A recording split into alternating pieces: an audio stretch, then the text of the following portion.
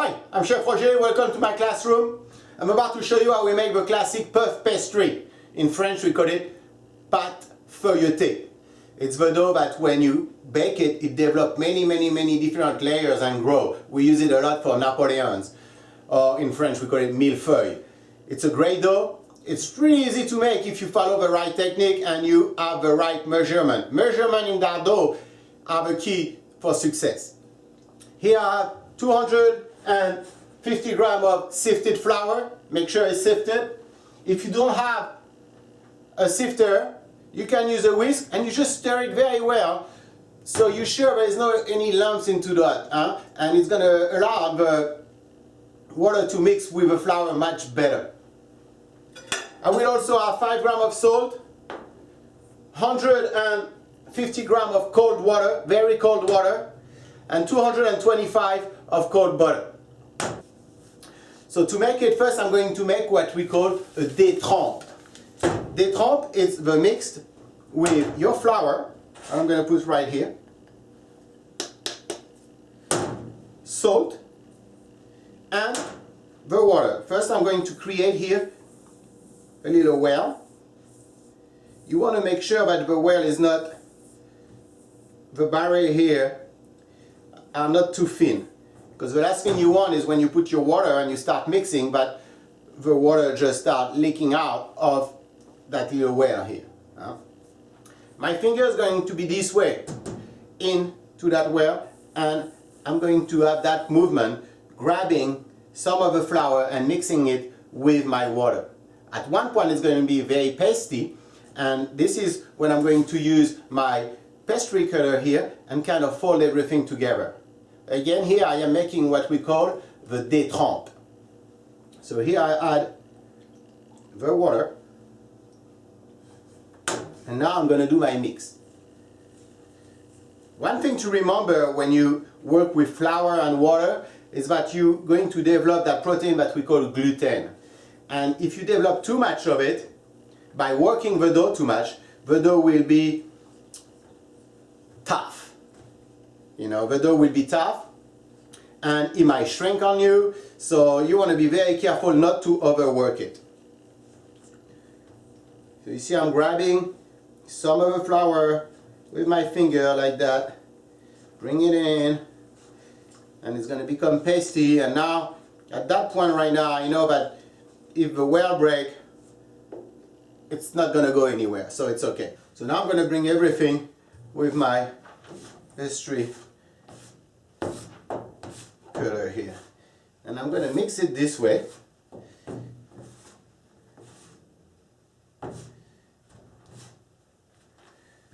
It's not a pastry cutter, it's a pastry scraper or a bench scraper. You see? I bring it all together like that. I try not to work it much with my hand, because when you use your hand you have a tendency to massage it, and this will overwork it.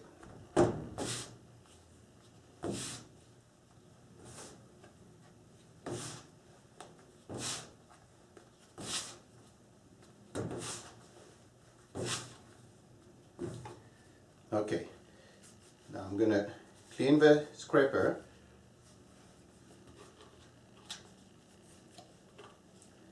I'm going to finish it by hand.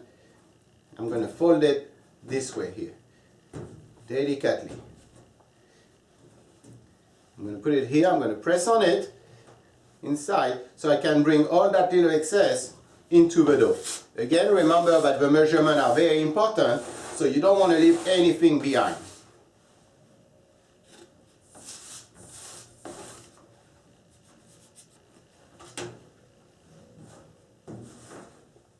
And then I mix it this way.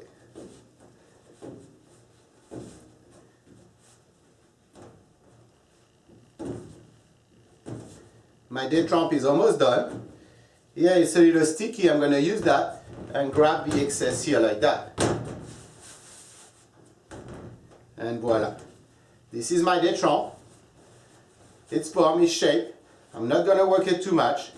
Now what I'm going to do with that, I'm going to take a knife and I'm going to cut across in it, going 1/3 into the dough. This is to relax the gluten. Since I know I developed a little gluten, by doing that here, making my little crust like that, I'm going to relax that gluten. I'm going to take a piece of parchment paper. I'm going to wrap the dough inside till I need it. I'm going to keep it refrigerated, and that's going to stay in my fridge for a good 30 minutes. So now I'm going to make what we call the beurrage. The beurrage is that piece of butter that I'm going to flatten a little bit and making like a nice little square, a square that can fit after into the détrempe that I made earlier. So I have a piece of parchment paper. I put the butter in it. I'm going to fold it this way on top. And using my rolling pin here, I'm going to flatten it.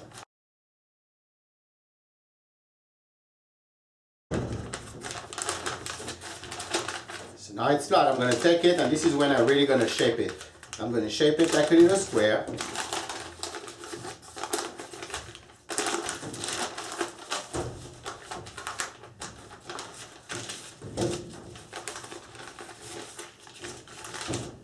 Like that. And then to make sure it's evenly flat, I'm going to just roll it and even it out. Up.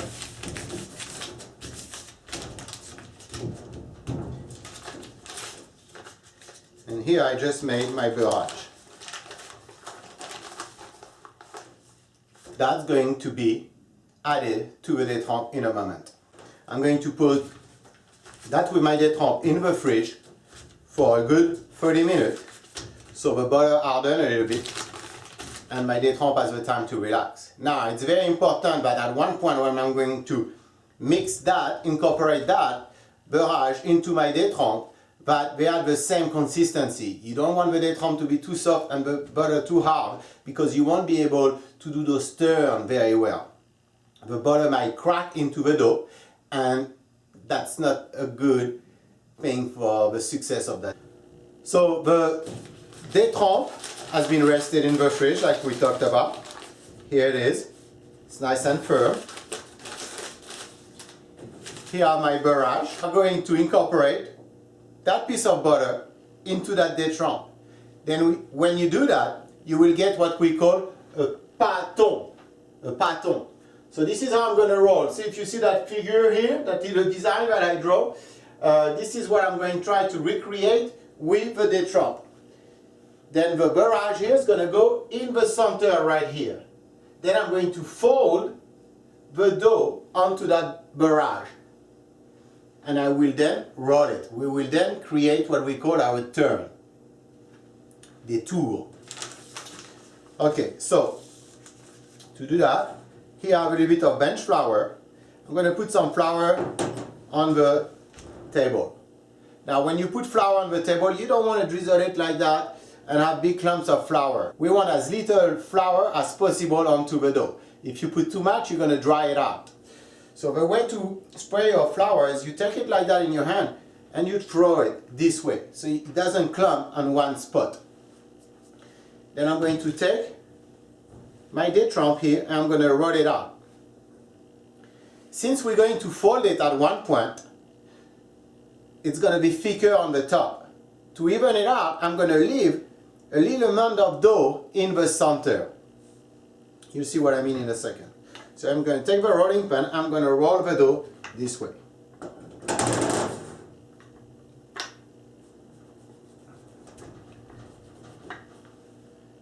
What is good thing to do as you roll is to always try to grab the flour that's around you, so you don't have to add anymore.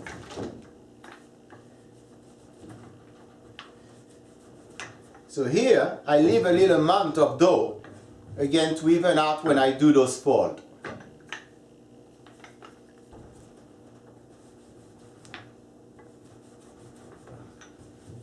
Again, I turn it. And you always want to make sure that the dough is not sticking to your station. If it sticks, it won't be able to expand. So if you see that the dough is not expanding, it's because it's sticking to the table and you want to then add a little bit more flour or just move it around. Now I'm going to check to see if a piece of butter will fit inside. And it does. But I can roll it a little bit more. For the one who saw the demo on how to make croissant, this is kind of the same technique here.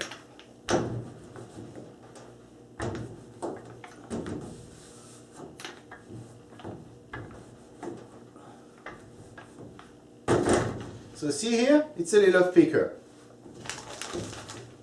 I'm taking my beurrage and I'm going to put it inside. I press it in to make sure it's stick well to the dough. Then I'm going to take my dough and I'm going to fold it this way. Turn it over and do the same here. As I fold it, kind of seal it. Here the same. You can try to stretch it a little bit if needed.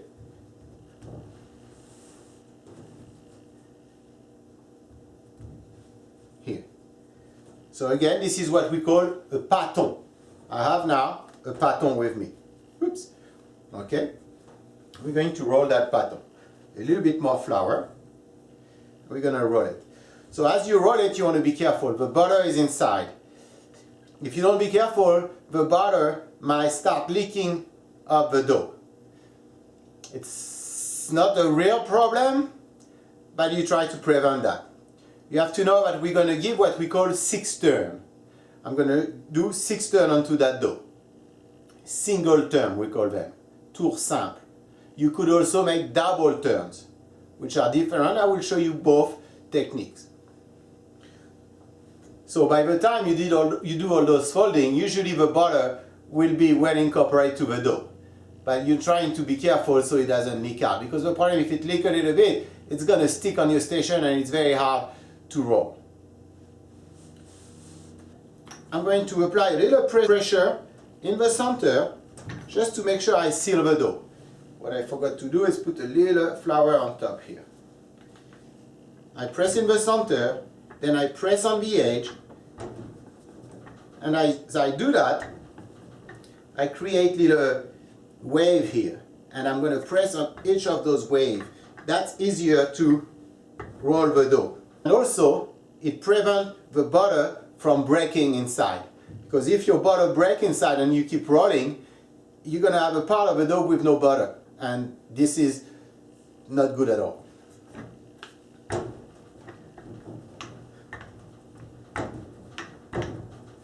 What's important too, it's not to apply pressure on the ends here and press the dough against your station. You do not want to do that.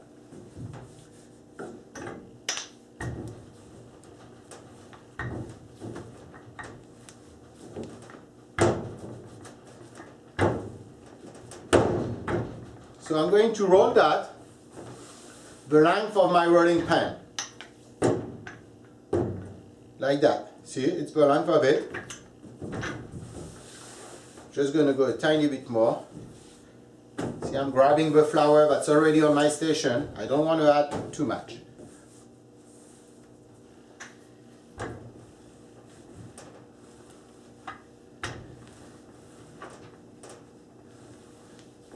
Okay. Now I roll it. I'm ready to do those turns. So to do the turn, I'm going to show you now the single turn. A single turn will be, I will fold the dough like this, then take the other part and fold it this way, making sure that it reaches here well. I don't want the dough to come here or to be over. And I want to make sure inside here that it's flat when I fold it. This is what we call here, what I did, this is a single turn. A double turn or a book turn will be if you're going this way and like that. And then you will fold it this way. This is a double turn. So we're going to make 6 turns altogether. I'm going to do 1 double turn and 4 single turns. That will give me at the end 6 turns. So here I make my double turn. You see how the dough open on that side here. That's my folding side. It's very important as you make your turn that you always keep that folding side on your right. or on your left. But what's important is if you keep it once on the right, all the other turn, you need the folding to be on your right. I'm going to add a little bit more flour. One thing very important, you can roll your dough twice. Then you need to let it rest for a good 30 minutes. I'm not going to try to do 6 turns at a time because I will overwork that dough too much and the gluten will fight me. So I need to make sure that between 2 rolling of the dough, I let it rest in my fridge for 30 minutes. Okay, so here, that was a double turn. I'm going to make one more turn. Again, I'm sitting on the edge here to make sure that as I roll the dough doesn't, start moving around like that. It needs to be straight. So I'm sitting, one hand, the other hand, and I'm pressing in the center, creating those waves again. And I'm just going to press on those waves to roll the dough. And now I can roll it, and it should expand correctly.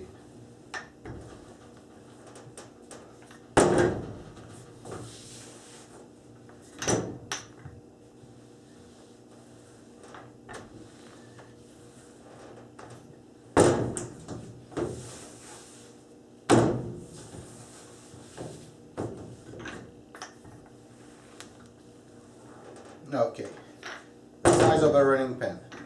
Now before I do the turn, I want to make sure that the dough is loose from the table, because sometimes the dough might shrink and I want to let the opportunity of the dough to shrink on me.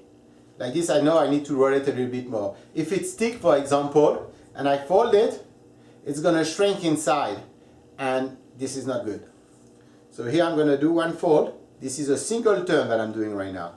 This way, I'm bringing that one like that. Single turn. So I'm going to let that rest in my fridge for 30 minutes.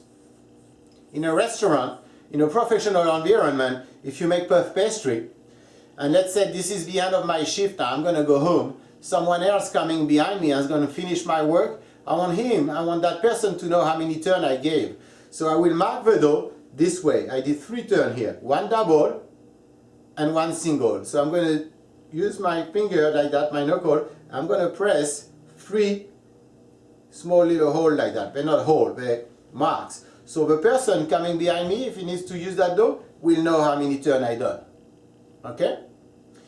In the fridge, 30 minutes to let it rest. So the dough has rested for 30 minutes. I took it out of the fridge now. I'm going to give it 2 more turns. One thing very important I forgot to mention earlier is you want to make sure. One thing very important I forgot to mention earlier is you want to make sure that the rolling pan as you're rolling is clean, is free of any pieces of dough on it. Sometimes it's a good thing to flour it lightly, because if there's anything in, it's going to make it stick eventually to your dough, and you're not going to be able to roll that dough correctly. So it's an important point. So here I'm going to give 2 more turns. Again, I make sure that I press on the edge. The folding side here is on the right, on my right, and I'm going to roll.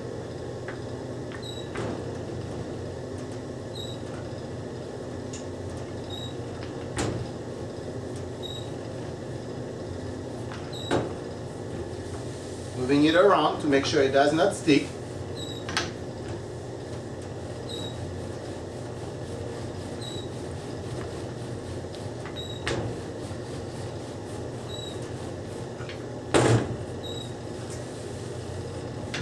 And you're rolling.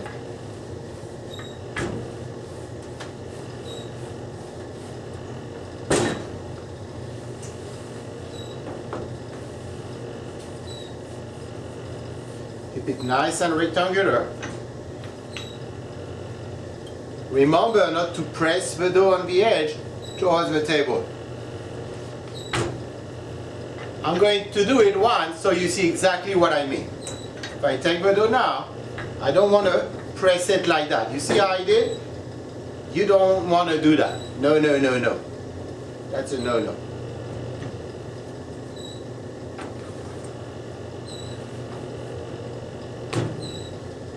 In the oven right now, I have some beautiful chocolate cookies baking. Recipe on the channel. I highly suggest that you check them out. They're very easy and pretty good. Okay.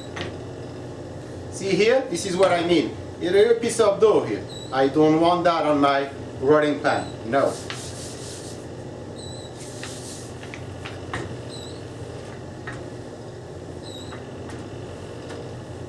Okay.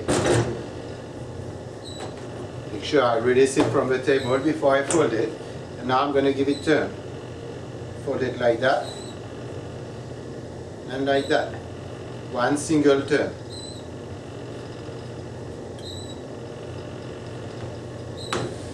Bring it this way. I'm going to do my other turn now.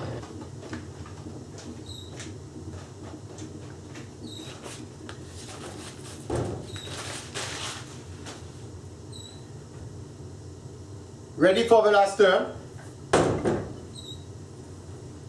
Flour again. You see I'm throwing that flour. Remember, you don't want to just put it like that. No? Make sure that your rolling pan is clean. Eventually you flour it a little bit. And again, press this side, the edge, and we roll.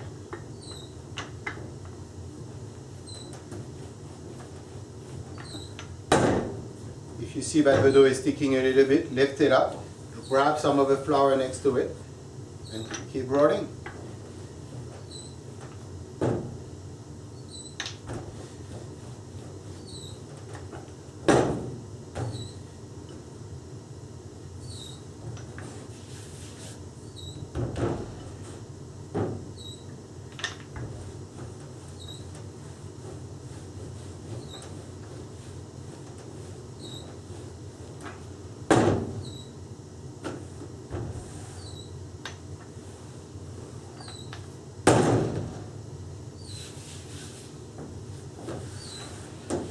It looks like I could have let that rest another 5 minutes. It's gonna be okay, but it's better to let it rest a little too long, but not enough. But I'm gonna be fine.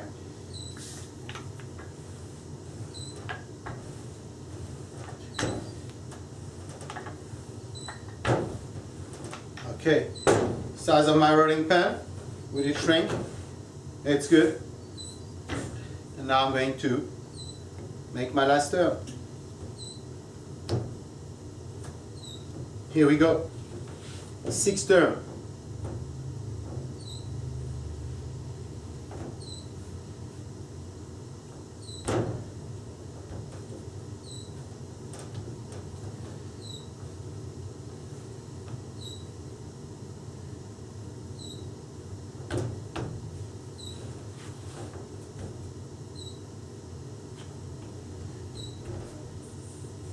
This is it. This is it. We give it 6 turns. You let it rest now for an hour and you use it the way you want. I will be making different recipes with it in the coming days, so stay posted so you can see exactly what I'm doing with it. Thank you for watching. I hope you enjoyed. If you did, let me know. And I'll see you on the next cooking class. Thank you. Bye-bye.